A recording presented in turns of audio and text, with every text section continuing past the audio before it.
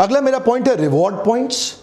क्या आप अपने बिजनेस में अपने एग्जिस्टिंग रेगुलर फ्रीक्वेंट कस्टमर्स को कोई रिवॉर्ड पॉइंट दे सकते हैं जिसको वो रिडीम करने के लिए वापस आए, जैसा कि सिटी बैंक करता है। जितना कार्ड इस्तेमाल करो उतना रिवॉर्ड पॉइंट बढ़ेगा, जितना रिवॉर्ड पॉइंट बढ़ेगा उसका रिडीम करने आने के लिए इच्छा उसकी बढ़ती चली जाएगी। Star alliance membership Indian airlines का भी है, विस्तारा भी अपने साथ ऐसा करता है। एक उदाहरण देते हैं कि 10 फ्लाइट लिया तो 10 फ्लाइट में इतना रिवॉर्ड पॉइंट मिल जाएगा कि 11वीं या तो बिजनेस क्लास ले लो, इकोनॉमी को अपग्रेड करा लो, या इकोनॉमी फ्री ले लो।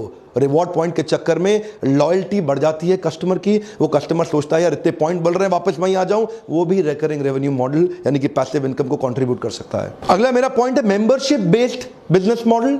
क्या आप अपने बिजनेस के अंदर कुछ मेंबरशिप्स क्रिएट कर सकते हैं, जैसे gym, spa, salon, cricket club of India. यहां पे मंथली फीस एक कस्टमर को ज्यादा पड़ती है, उसके लिए वो लोग एनुअल मेंबरशिप की एक एक्साइटिंग ऑफर दे देते हैं, जिसके कारण बहुत सारा कस्टमर बेस उनका एनुअल मेंबरशिप पे शिफ्ट हो जाता है, जहां से उनको सस्टेन्ड एक इनकम जनरेट हो जाती है।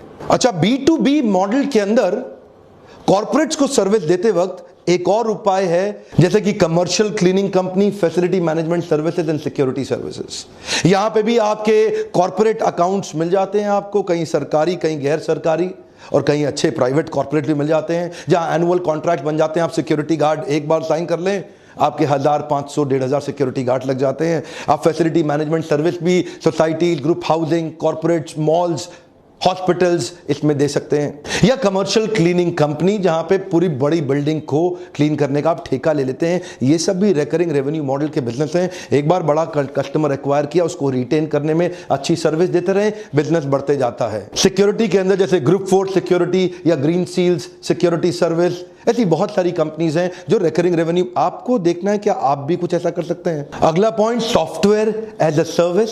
कई प्रकार के सॉफ्टवेयर हैं, Adobe, Windows license, antivirus software. एक बार आपने सॉफ्टवेयर बनाया, शुरू में एडोबी को बहुत मुश्किल आती थी, वो एक सॉफ्टवेयर बना के वन टाइम कॉस्ट पे बेचने की कोशिश करते थे, जिससे कॉस्ट बहुत ज्यादा होने के कारण कई बार कस्टमर सेकंड ग्रेड पे शिफ्ट कर जाता था। So Adobe shifted their creative suite to cloud based service. Cloud subscription service से उनके एनुअल इनकम में बहुत बड़ा जंप हुआ, क्योंकि यहां पे छोटा मंथली अमाउंट था, जिसमें कई छोटे छोटे बिजनेस को भी वो एक्वायर कर गए। छोटे बिजनेस उनको इसलिए ज्वाइन कर गए क्योंकि मंथली छोटा अमाउंट देना उनके लिए आसान हो गया था। इससे उनका रिकरिंग रेवेन्यू मॉडल जनरेट हो गया और छोटा अमाउंट करके नया मार्केट बहुत बड़ा एक्वायर कर गए। जैसे कि एंटीवायरस सॉफ्टवेयर, एक बार आपने खरीद लिया, हर साल उसको रिन्यू कराना ही पड़ेगा। कई बार आप में से कई लोग सोचते हैं ये मेरे बिजनेस में कैसे अप्लाई होगा, मेरे बिजनेस में कैसे। अरे हर एक के बिजनेस में अप्लाई हो सकता है। गोलगप्पे वाले ने गुजरात के अंदर इस मॉडल को अप्लाई कर दिया,